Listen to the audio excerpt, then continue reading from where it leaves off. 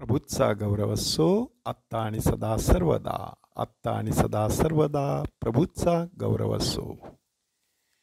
देव तारी त्याला कोण मारी, हे जितकं खरं आहे तितकंच देव मारी त्याला कोण तारी, हेही खरं आहे.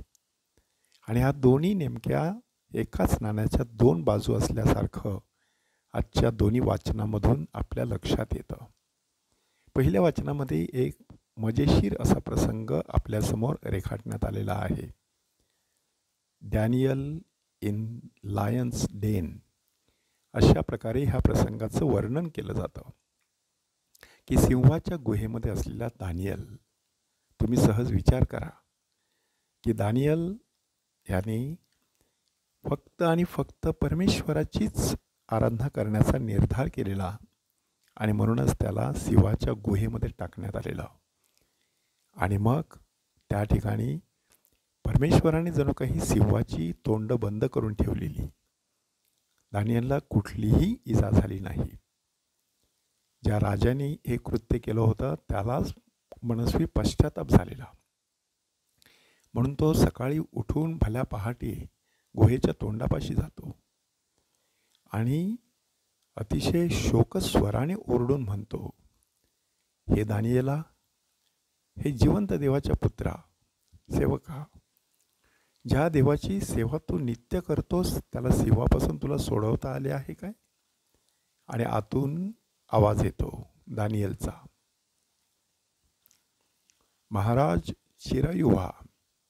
माझ्या देवाने आपला दूत पाठवून सिंहाची तोंडे बंद केली आहेत. त्यांनी मला काही एक उपद्रव केला नाही, कारण त्या देवासमोर मी निरपराधी ठरलो आहे. महाराज, आपलाही मी काहीच अपराध केला नाही.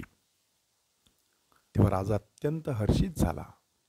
त्याने दानियलला गुहेबाहेर काढलं आणि ज्या माणसाने दानियलवर आरोप आणलेला होता त्यांना राजत्नीवरून पकडून त्यांच्या बायका मुलांसह सिंहाच्या गुहेत टाकलं. ते सिंहाच्या तडाख्यात सापडून त्या गुहेच्या तळाशी पोचण्यापूर्वीच त्या सर्वांच्या हाडांचा त्या सिंहाने चुराडा केला. एकाच नाण्याच्या दोन बाजू की जे सिंह दानियलला स्पर्शही करत नाहीत, ते सिंह बायका मुलांसह त्या माणसांच्या हाडांचा चुराडा करू शकतात. परमेश्वराला काय अशक्य आहे? मात्र आपण परमेश्वराच्या मर्जीप्रमाणे जीवन जगतो की त्याच्या इच्छेविरुद्ध जीवन जगतो, हे सातत्याने माणसाने तपासत राहायचं आहे. तशाच प्रकारचा इशारा प्रभू येशू ख्रिस्त आजच्या शुभवर्तमानामध्ये आपल्याला देत आहे.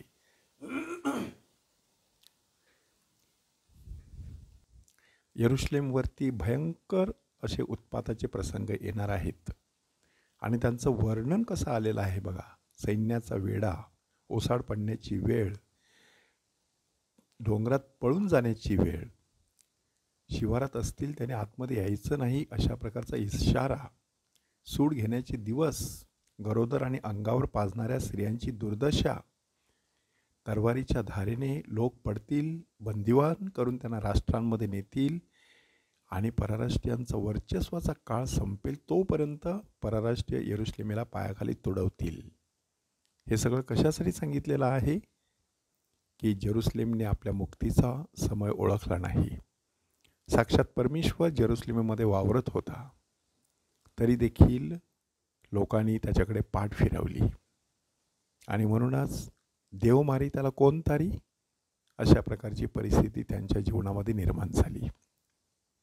आपण सहज चिंतन करायचं, परमेश्वर नेहमी माझ्या बाजूने आहे, परमेश्वर माझ्या सोबत आहे. मी मात्र परमेश्वराच्या बाजूने आणि परमेश्वराच्या सोबत आहे का? माझ्या जीवनामध्ये हिंसक वृत्ती जास्त आहे की उद्धार करण्याची वृत्ती जास्त आहे? कोणाला वाचवण्याची इच्छा आहे की कोणाचा पाण उतारा करून त्याला पूर्णपणे नाउमेद करण्याची प्रवृत्ती आहे? सहज विचार करा की परमेश्वराने तशी भूमिका घेतली असती तर आपल्या जीवनाचं काय झालं असतं?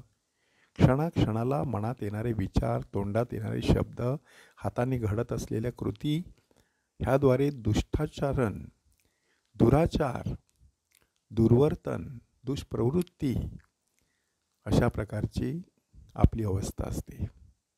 परंतु परमेश्वर मात्र मोठ्या मनाने आपले सर्व अपराध पोटात घालतो आणि सतत आपला तारण करत असतो. तशा प्रकारच्या तारणाचा अनुभव आपल्याला यावा म्हणून परमेश्वराकडे विशेष कृपा आणि शक्ती मागूया. प्रभूचा गौरव असो आत्ता आणि सदा सर्वदा. आत्ता आणि सदा सर्वदा प्रभूचा गौरव असो.